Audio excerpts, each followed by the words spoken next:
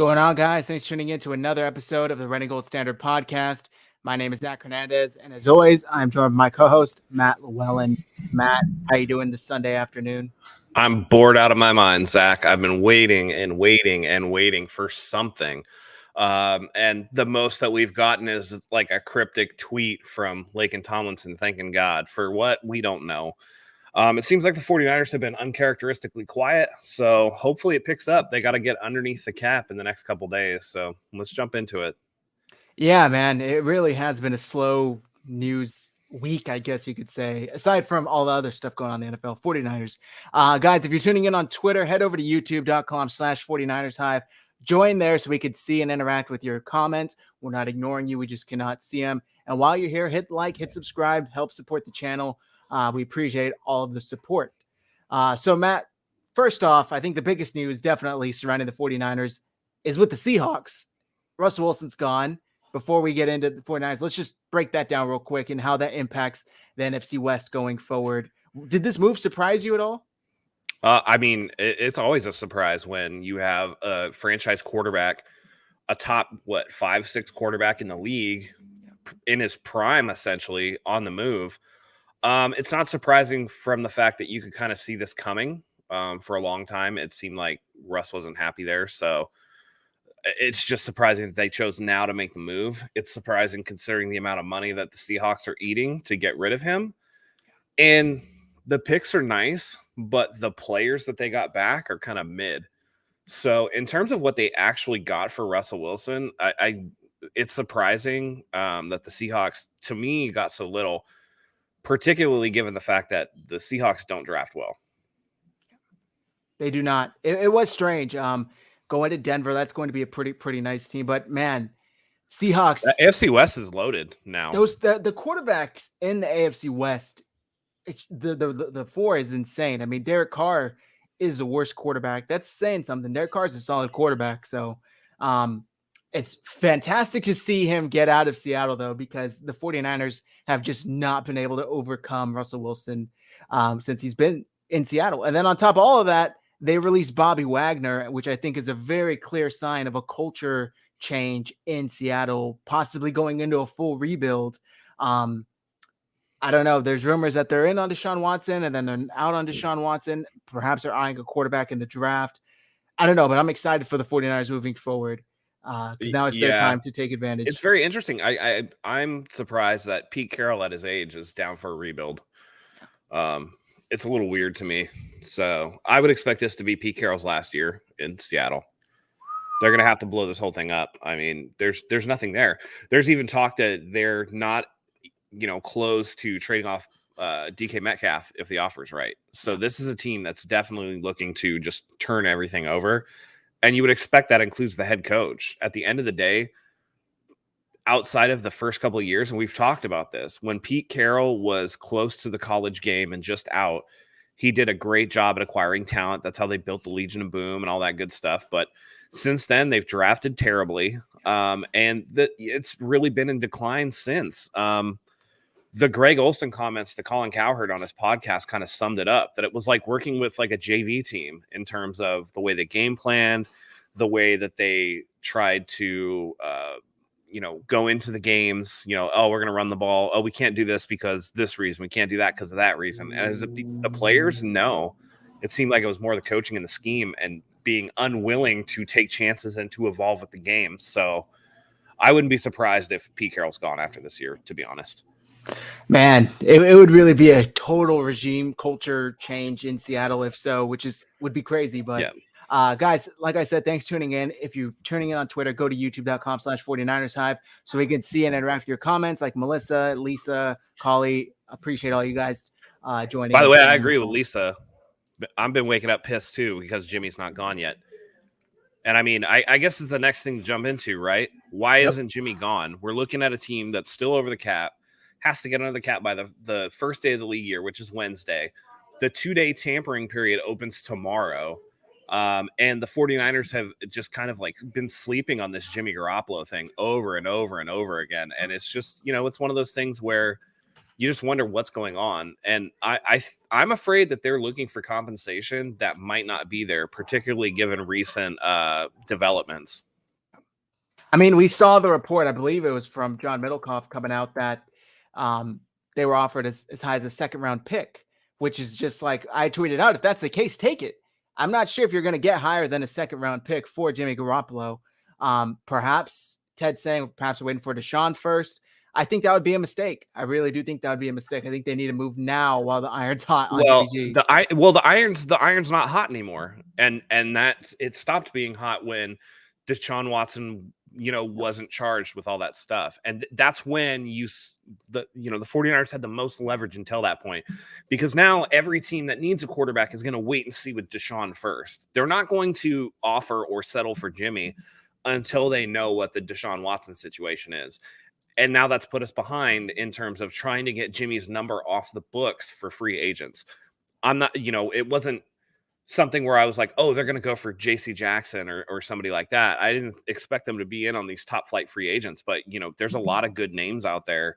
And veteran names that can be had. And that's not even to mention that the 49ers have their own plethora of free agents to deal with, that they're kind of just sitting in limbo until they deal with that Jimmy Garoppolo contract. And it's somebody on Twitter today told me to relax and the regime knows what they're doing. And I'm like, well, this is also the regime that drafted Solomon Thomas and overpaid Jerick McKinnon and did a whole bunch of other stuff. So they're sleeping on it, man. And it's, I've said, you don't have to win this trade twice.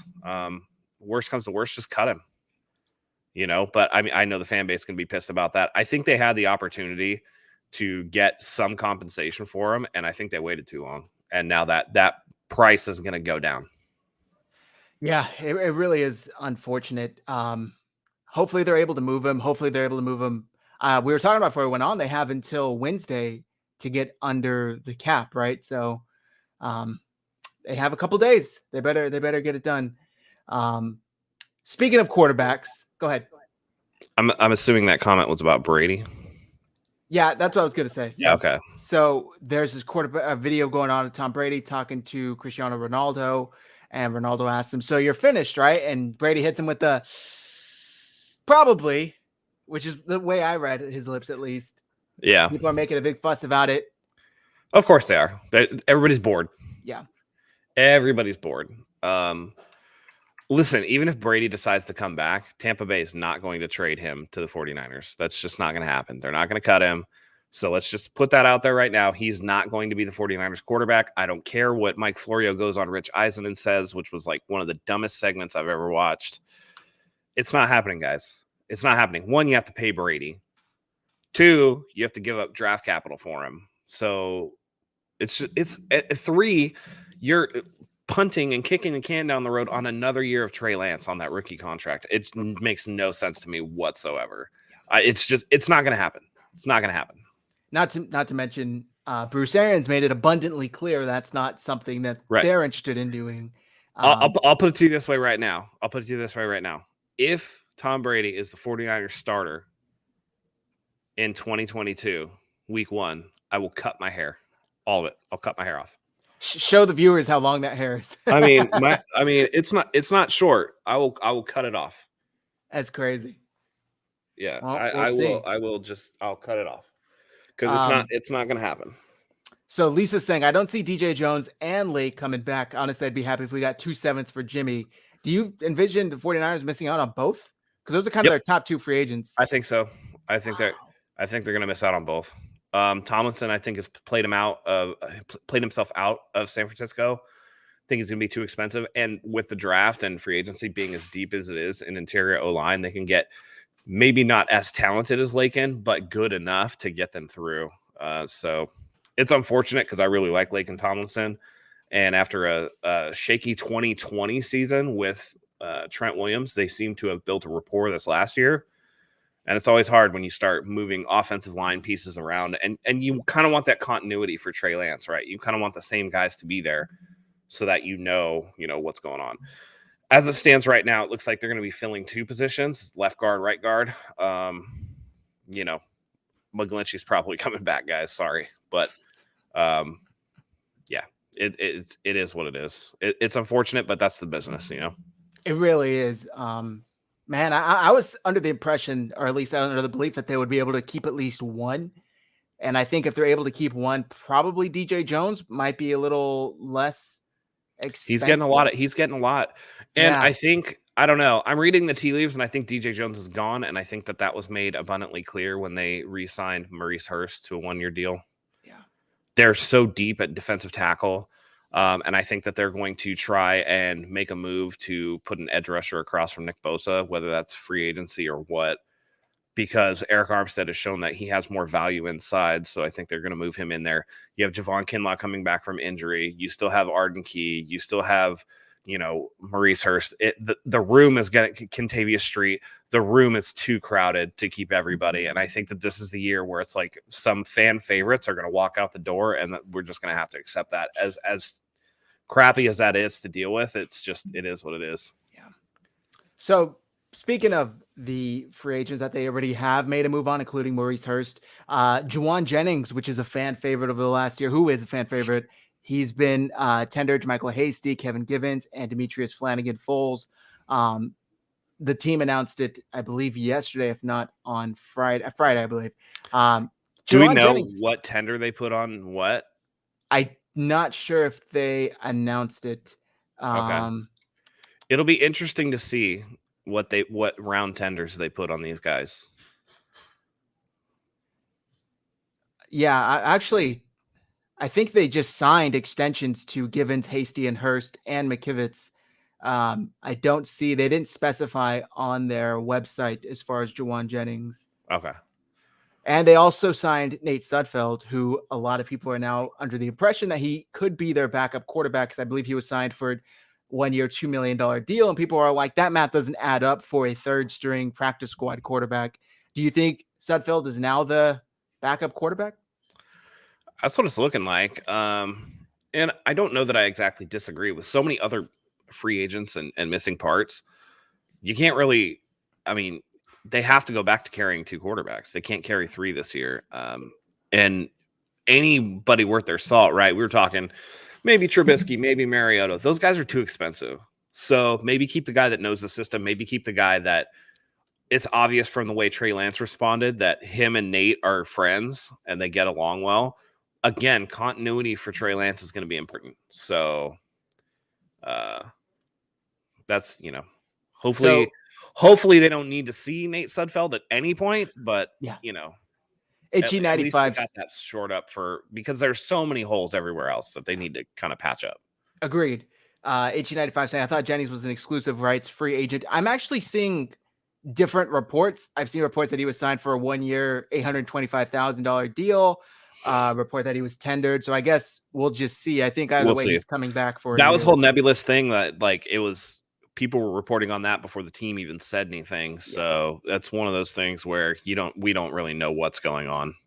Exactly. So let's talk about this. 49ers media said, not sure if this was talked about yet, but thoughts on the Frank Clark rumor. So I forget who he's with right now.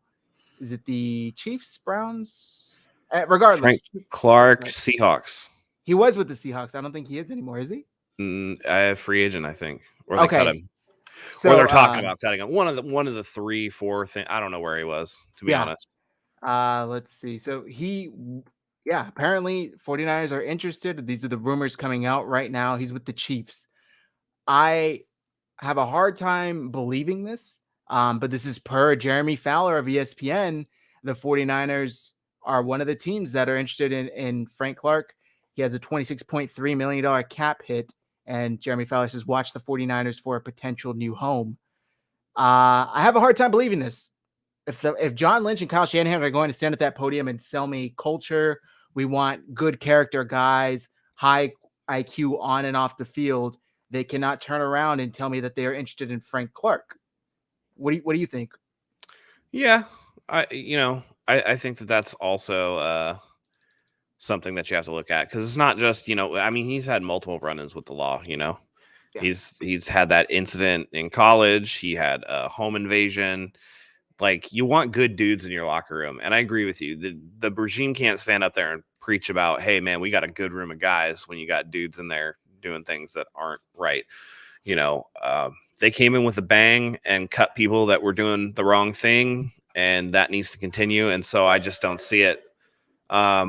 And not to mention, just on a football level, I don't think that, Frank Clark is going to be too expensive for the Niners to sign. That's plain and simple. Yeah, I mean, carrying a 26.3 million cap hit in Kansas City. They're trying to rework his deal. If not, per Jeremy Fowler, they'll probably release him. But still, that's not going to be a guy that you can then turn around and sign for the vet minimum. He's going to command a nice payday. I've seen a lot of fans also kind of tweeting and hoping that the 49ers signed a guy like Chandler Jones, Too expensive. I was just going to say that I also think is too expensive. So, I don't know. Anything is going to be like a journeyman, or it's going to come in like the mid rounds of the draft, and that's it. Exactly. And to be honest, like the 49ers have one of the better pass rushes in the league, so I don't know that they really need. Again, it's the back end where they need the most help, and I think that will complement and make things more effective if they can cover people for a little bit. Yeah. If they don't have to sit there and deal with screens all day because they play so far off the ball that people are just throwing short on them. I think the pass rush is there enough. They need corners like real bad. 100%. Thank you. And honestly, I kind of have to hold myself back from replying to some of these tweets for where I see people just going off on these fantasies of signing a defensive lineman, drafting a defensive lineman. It's like the 49ers have addressed the defensive line for the past 10 years. Can we finally address the secondary? And including these reports that Bobby Wagner was possibly interested in coming to the 49ers after he's been released, and 49ers fans are like foaming at the mouth at the thought of signing Bobby Wagner. It's like the guy who goes to the gym 5 days a week and never works out his legs. It's like the legs are going to snap on the slightest bit of pressure, but you're buff from the up top. That's exactly how it is. The 49ers defensive line is like a dude with gigantic arms. It's like, okay, stop doing dumbbell curls. We need to do something else. Yeah, listen, that's not happening either unless, he's willing to, really take a pay cut. And if everybody's okay with losing Azeez Al-Shaair, and, I don't know that that's something that the fan base is willing to do. I don't know that's something that's smart for the team. Wagner is still good, but he's not the Bobby Wagner of 2 years ago, 3 years ago. He's a player that's clearly in decline. So I just don't think that it's good team building to bring in somebody who's, again, still going to command money because he still has name value, but where the name value actually outstrips the value on the field. And that's where I feel like Bobby Wagner's at now. Yep. Super chat from Fernando. Thank you very much, Fernando. Hey, Zach, hey, Matt. Are you glad Russell Wilson is no longer in our division? Are you worried they get Deshaun Watson? Yes and no. I honestly feel like David Tepper is going to do whatever he can to get Deshaun Watson, and that Watson will be on the Carolina Panthers. It's just he's been the most consistently interested party in him. He had his own investigators. He had teams looking into the whole thing. He's watched this whole thing. And immediately when the news came out that the grand jury was not going to indict Deshaun Watson on any charges, on criminal charges, like he jumped right back into it. So I would expect Carolina to really aim hardcore for it. And I think it's funny that the Saints and now rumored the Bucks are also in on Deshaun Watson. I think that's just going to drive up the price, and he's going to get a ridiculous haul. Yeah, I agree.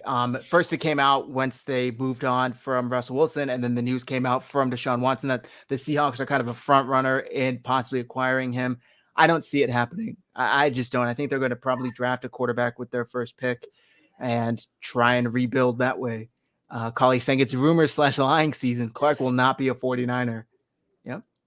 GD5 says, we're really going to bring in a defensive end who wears number 55, plays for the team that your last failed 55 played for, before we discuss the off the field issues. Yeah. And D Ford's stuck here. Like, I don't know what they can do with D Ford. Yeah. His cap number doesn't go down until after June 1st. And even then it's a situation where they're going to be saving a little bit of cap, but they're still going to be eating a ton. So I don't know. I think they could save $6 million with a post June 1st cut around there. Yeah. It's a horrible situation for the 49ers to be in, but and horribly because he did the restructure last year which helped the team, but also kicked the can down the road on money, which becomes an issue the longer you do that. Yep. I agree. Did you happen to see, we'll get into the rest of these comments, but did you happen to see the clip of Trent Williams going on I don't even know what podcast it is, but with Chad Ochocinco and a few other players, former and current, and Chad Ochocinco. It's just people gassing each other up. So for those, this is the season where, and it's funny that we have to talk about this stuff rather than real news, right? In a normal week, we're talking about real stuff and not this garbage. But because nothing's going on, this is all people, and people are reading into this like, oh, it doesn't sound like he wants to stay, and it's like, whatever. Like, you know, he said, oh, you want to transition to a contender, and Trent said I'm under contract. But listen, the 49ers are coming off a season where they made it to the NFC Championship game with Jimmy Garoppolo. Apparently, his arm was falling off. So you're telling me that Trey Lance can't at least produce as well as Jimmy Garoppolo? Then you're looking at a team that's right there in the mix. So if Trent Williams wants to play for a contender, then he's in a good spot. He's playing for one. This is all much ado about nothing. People talking shit. We don't know if they were, you know, tending a little bit of herb out in the backyard. You know what I mean? Like if there was a little bit of juice flowing in the cups. These things happen, and people talk trash, and people try to gas each other up and try to pry for information and stuff like that. To me, it's a nothing burger, and people are bored. Yeah. So if you didn't miss the clip, Matt basically summarized it. But Chad Ochocinco, they're sitting around talking. It's one of these former current players groups, and Chad Ochocinco basically says, you know, hey, my guy Trent Williams here might want to go to a contender. Basically, what I'm saying in short is you could be blocking for Joe Mixon next year. And Trent, in my opinion, is visibly uncomfortable, and he's kind of laughing, shrugging it off. And hey, I'm under contract. If they happen to cut me, maybe, but as for now, I'm under contract. And this kind of got tweeted out, this little portion, and a lot of fans were like, wow, why didn't he, you know, vehemently deny this? Why didn't he stand up and say, oh, I'm proud to be with the 49ers. I am with a contender. These are professionals. This is their job. They're not fans. They're not sitting here with the same passion about the team as we do. They view it as a job. Imagine if, you know, another company went to offered you possibly a better pay. You say, hey, well, I'm under contract here, but if you got something better to offer me, maybe. But that's not what happened. So I just think Trent Williams handled it properly, and he kind of laughed it off as he was uncomfortable about it, which I agree with. He should have been. Right. And you never know. Like, some people are just go with the flow. Like, I don't want to like push back on things. Other people will get in your face, blah, blah, blah. It's like, we don't know how Trent Williams is as a person off the field enough to read into what he's saying. So to me, this is nothing. Like, he has no indication of being unhappy anywhere, right? Like, he's never said anything but positive things about the 49ers. He just re-signed with the team. He's making huge money with the team. Yep. He's not going to rock that boat. And again, they were one of the final 4 teams in the NFL. So I don't know exactly.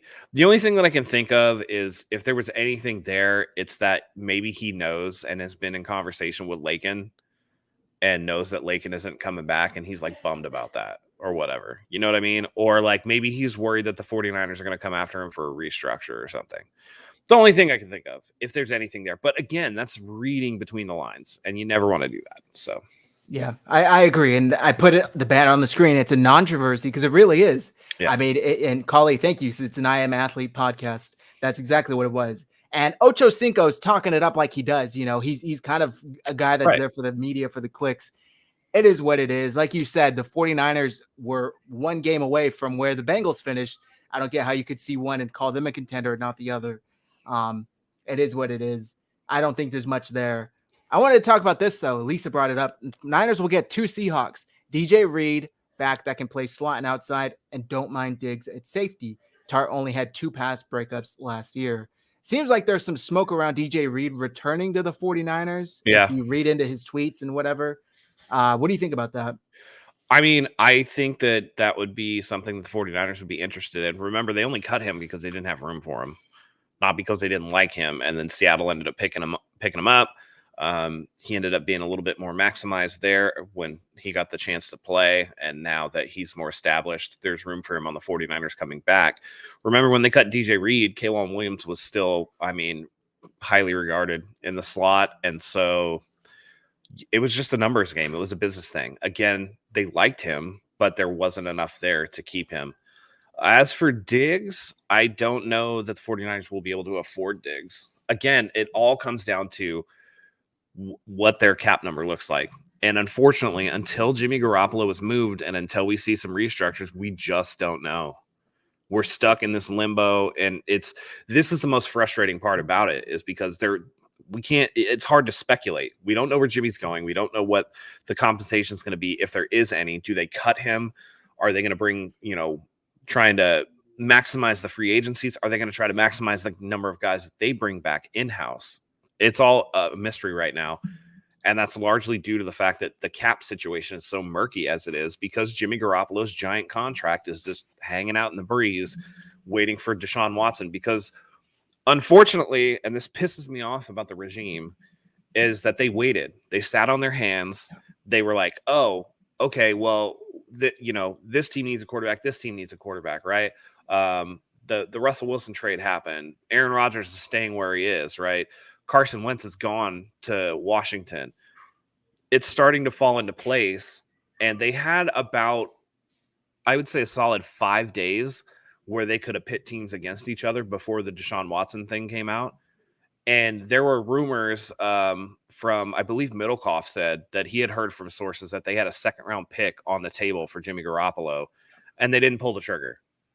And so now we're sitting here waiting for Deshaun Watson. Now we're sitting here at the point where free agents can start negotiating legally with teams, and you're going to start seeing tomorrow, you're going to start seeing this person agreed to this deal, this person agreed to that deal, and the 49ers are going to hang with their Jimmy in the wind, so to speak, and have to wait for Deshaun Watson to get moved before they can hope to get anything for Jimmy Garoppolo. And I think it's going to come back and bite them.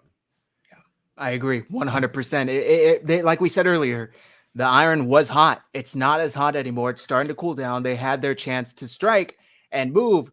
How much of that was Jimmy screwing him over with the surgery news kind of later on? Well, and that was part of it. I'm sure that was part of it. That, the team legitimately seemed upset about that. And that's when you saw that weird, they were pumping Jimmy up. Oh, Jimmy's great. And then the injury thing comes out, and then they're like, well, Trey is ready. Trey's great. And then it's like, well, if circumstances are right, maybe Jimmy will be back here next year. And it's like this flip flop, and they're getting too cute for their own good. And they need to move him. And I'm not saying that once the dust settles with Deshaun Watson that they won't be able to move him. It's just the timing of when they move him could cause them to miss out on other things because of the cap issue. They're going to have to get under the cap some way, shape, or form by Wednesday. That's just plain and simple. That's how it is. Now, whether that's they cut people or restructure, if they decide to, keep Jimmy around, that's one thing. But something's going to have to happen in the next day or two. It's a mess right now, and nobody knows what to make of it. I agree. Hung Fat says, did you see what Fowler said about Mariota possibly starting while Lance develops? What the F is that? Did you happen to see this? No, I didn't. But why is everybody so scared of Trey Lance playing and developing on the field? So my question for you was, I pulled up the article because I did have this on kind of the docket. This is quote from Jeremy Fowler, his piece latest. Another option for San Francisco, assuming it trades Jimmy Garoppolo, Mariota could start while Trey Lance continues to develop, knowing the two have similar skill sets as mobile quarterbacks with run-pass option ability. Is there anything there, or is he just kind of thinking out loud? Stupid. Because it's the second time that he's mentioned this in the last Mariota couple months. is more of a runner than Trey Lance is. I know Trey Lance moves to throw the ball. Yeah. Mariota was an option quarterback in a speed offense run by Chip Kelly at Oregon. It's completely different. And just put him on the field. You invested first-round picks into this guy, right? You invested the pick to get him, and you invested 2 more first-round picks after the fact. Start him. It's plain and simple. What are you afraid of? I mean, if he was coming out this year in the draft, he'd be the number 1 pick in the draft. And if it wasn't the 49ers and it was some trash team, Trey Lance would start day 1. Yep. Plain and simple. He's been in this system for a year. He knows the playbook, right? As well as you could expect somebody to know within the first year. And he's still, again, 21 years old. Kenny Pickett is 24. Other than, I think, Sam Howell, Trey Lance would be the youngest quarterback in this draft. Yeah, I agree. I mean, just play him. I don't know why all these people are so scared or so reticent to believe that the 49ers are actually going to let it rock with Trey Lance. It's mind-blowing to me. And to me, it just speaks of they're also bored and they have nothing to do. So they're just making shit up. It's dumb. The only reason why I brought it up too is because it's the second time in 2 months that Jeremy Fowler has kind of floated this idea that the 49ers could sign a veteran backup placeholder type quarterback to start. Really weird too, because when did Jeremy Fowler become anything other than a college football guy? Yeah. And he seems to have some scoop of the 49ers because he's broken some stories, at least rumors. Something to keep an eye on. 49er Media says the Cardinals are finalizing a 3-year deal with 3-time Pro Bowl Zach Ertz per Tom Pelissero. Interesting. So they're bringing him back. Yep. Good for them. Maybe that will make Kyler happy. Collie, we just gave guaranteed Sudfeld $2 million. Does that mean Sudfeld is QB2? I'm not comfortable with that. We talked about this a little earlier. It very well could be. I mean, the goal is to never have him play anyway. So, right. I think that specifically as 49er fans, we're both, by this past year, we were a little spoiled, but that's after being traumatized by the prior years with people like Nick Mullins under center. But honestly, most teams in the NFL, their backup quarterback is dog shit. That's just what it is. You hope they never play, but it's because you can't keep sinking. Like, again, Mariota is a guy that's going to cost at least $12 million a year. You can't really afford that in this day and age. So, yeah, interesting. Just a lot of smoke, man. A lot of smoke for now. They just don't get it, Matt. Yeah. I mean, it's all players. This is also what we have to remember.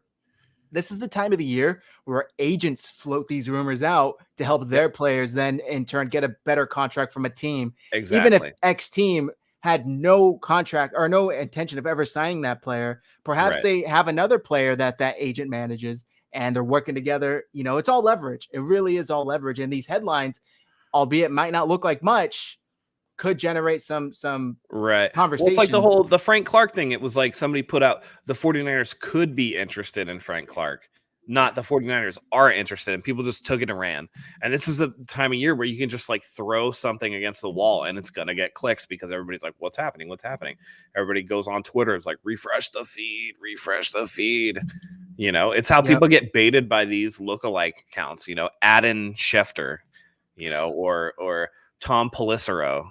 It's like all these fake, they have everything the same, but you look at the @ and people don't even think about the @ or the check or whatever. And they just go, oh, look at this. Or that one account that we all know and love. You know what I'm talking about? NFL Rumors. Yep.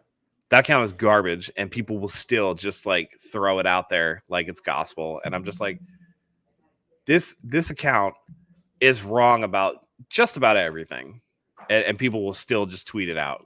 Because it has the little avatar has an NFL shield in it, and they're like, must be legit. It's just people are bored. Yeah, I agree. Soon, none of this will matter anymore, and these actual reports from actual reporters will start coming out, and we'll get to the meat and potatoes of it.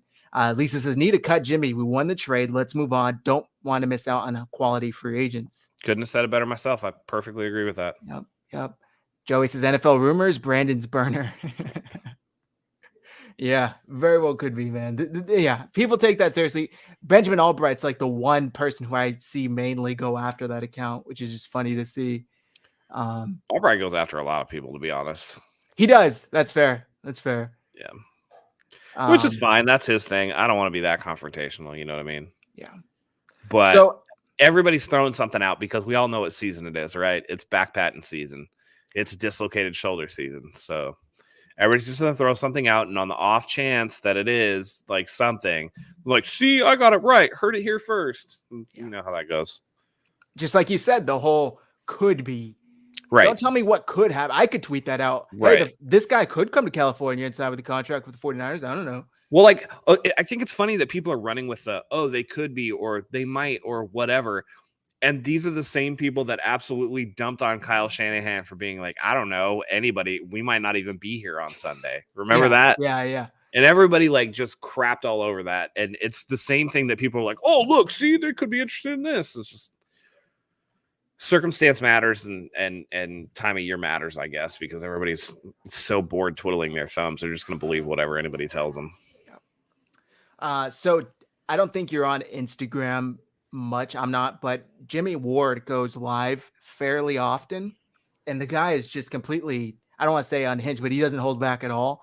And somebody had basically asked him how he views Trey Lance to Lamar Jackson, I believe. And he said, quote, when I see Lamar Jackson tuck the ball and scramble, he's looking to run. When Trey Lance scrambles, he's looking to throw. That's the one thing I like about him. And this quote kind of took off a bit on social media. People obviously agree, disagreeing. But I keep seeing these veteran 49ers talking positively about Trey Lance. And I just can't help but wonder how much of them were just biting their tongue this past season, watching Jimmy Garoppolo throw games away, put them in horrible positions. They all seem very excited from Trey Lance. And this kind of goes into what we were talking about earlier, which why are these people, reporters, fans, all consistently talking about possibly having somebody else come and start while Trey Lance continues to develop?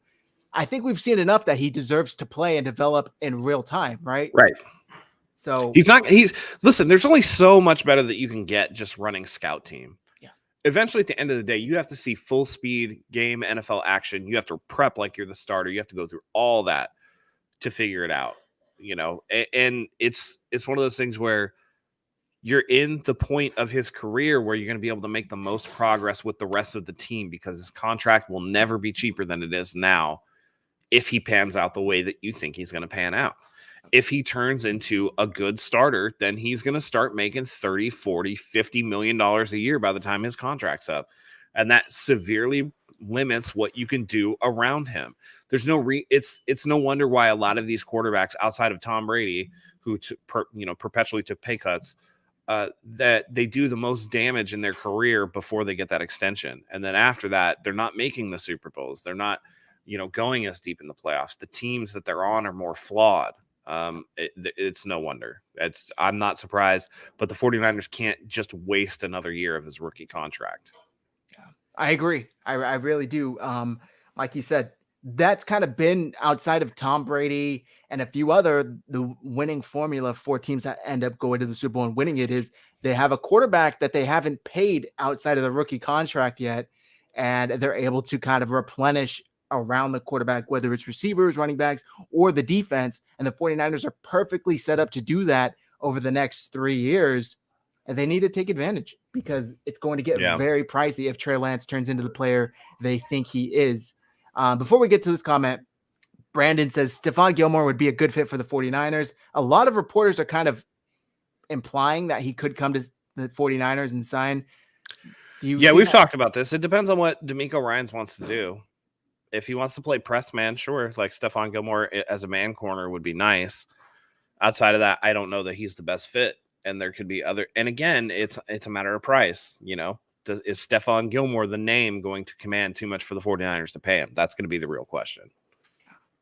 And I think at this stage in his career, hopefully he's willing to come to a team that is contending where the money isn't as important as getting a ring. Hopefully that would be the case. I mean, he's got a ring already, so. That's true. But Fernando, I think Raheem Mostert's going to Miami, Matt. You won't miss him. Cool, they can enjoy him for 6 games. Yeah. I was going to say, you're not mad at that at all. No, I don't care. J.C. Jackson would be nice, but I don't think this regime goes that way. Way too expensive. J.C. Jackson is going to J.C. Jackson's going to make a lot of money. Yeah. Rumor is that the Chargers are going to back up the Brinks truck for him. And they can afford it. They're trying to pull a Rams and go all in for this year. Yep. And they just hence the trade that they just made for Khalil Mack. So. Yep. Jermaine Mostert for Xavier Howard. They wouldn't. Mostert the free agent. Howard's a little expensive too. Again, they just think that's some Madden stuff, but that's all right. Yeah. Yes, guys, hit the like button, hit subscribe while you're here watching. If you have any questions, feel free to throw them out there before we wrap up. All right, Matt. Like we said, 2 days to get under the cap. 2 or 3 days. Wednesday. Yep. What moves or move do you hope the 49ers have made by Wednesday at 8 a.m.? I mean, obviously the Jimmy one, right? Yeah. And then they have to restructure a couple of guys, whether that be Kittle, whether that be Eric Armstead. They have like a bunch of like heavy money hitting at the same time, and they have to kick that can down the road on a couple of those guys, particularly when you talk about Debo and Bosa's contracts coming up. I mean, Bosa not as much, but Debo definitely this year. This is the last year in Debo's contract, and he doesn't get a 5th round option because he was a 2nd round pick. So they have to re-sign him.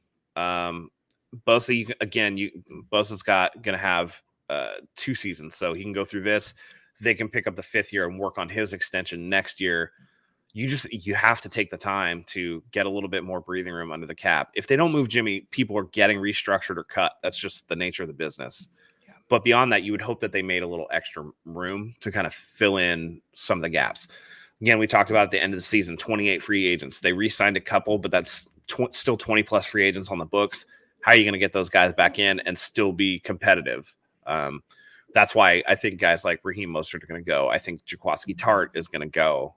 Some of these other players are going to go, and that they're going to have to restructure some guys. But I expect by Wednesday for there to be at least some movement on the Jimmy Garoppolo front, just because this team can't afford to go into free agency with zero cap space. It will not benefit this team whatsoever if they do that. Yeah, I mean, it's just, I can't believe that they haven't made these moves. And it seems like that's kind of what we've been talking about this whole episode, but still it's like kind of mind boggling that they've known all off season and all during the season, last season too, these were going to have to be done with the, plethora of free agents they have this season. Hopefully they can get it done. 49er Media, not 49ers question, who y'all got in March Madness? I don't follow college basketball, Matt. I don't know if you do. No. I just watch highlights to see cool like buzzer beaters or whatever. Yeah. Honestly, if I'm being real, college basketball is a lot like I don't know. College basketball is its own level of like super sloppy play. I can't stand college basketball. I can't. Yeah, I mean, I never really got into it. If I loved basketball as much as I loved football, I'd probably be into college basketball like I am with college football, because college football's sloppy as all get out too. Yeah. But I love football enough that I'll deal with it. I'm just not into it.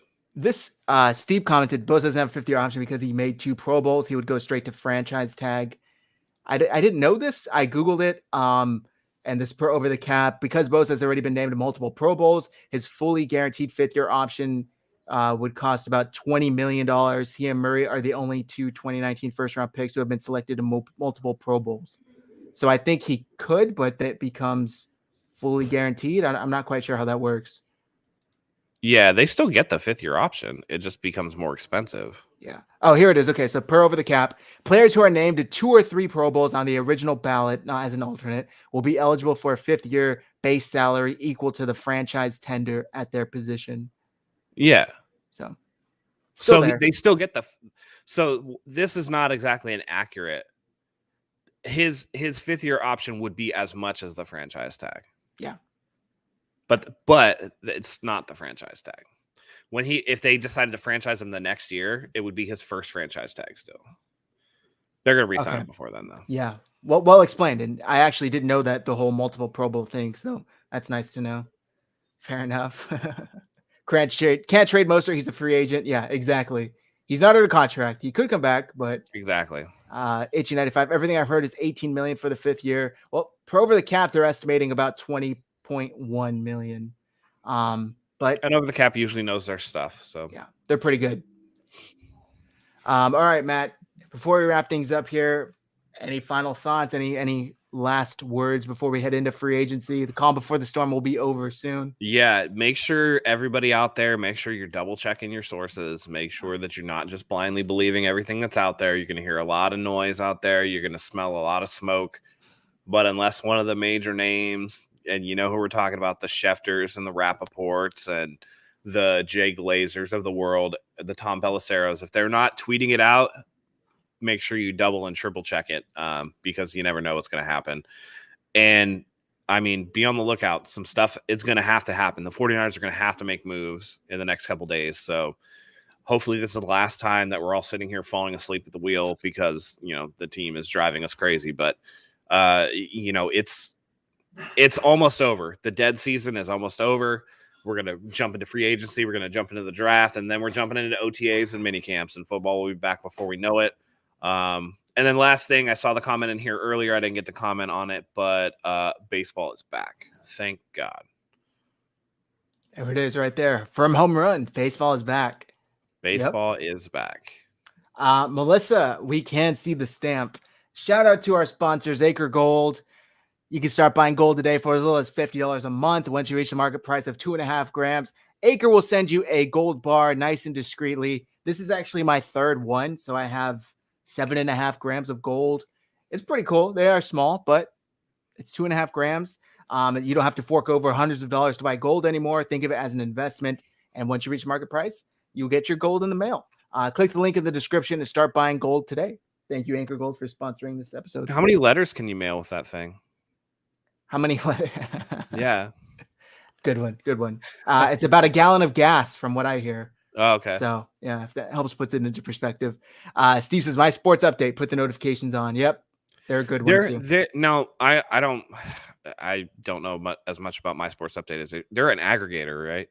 Basically. They aggregate other people's and then put it together. I think they've broken some, but for the most part, aggregate. Yeah. Okay. Yeah. All right, guys, that's going to do it for this episode.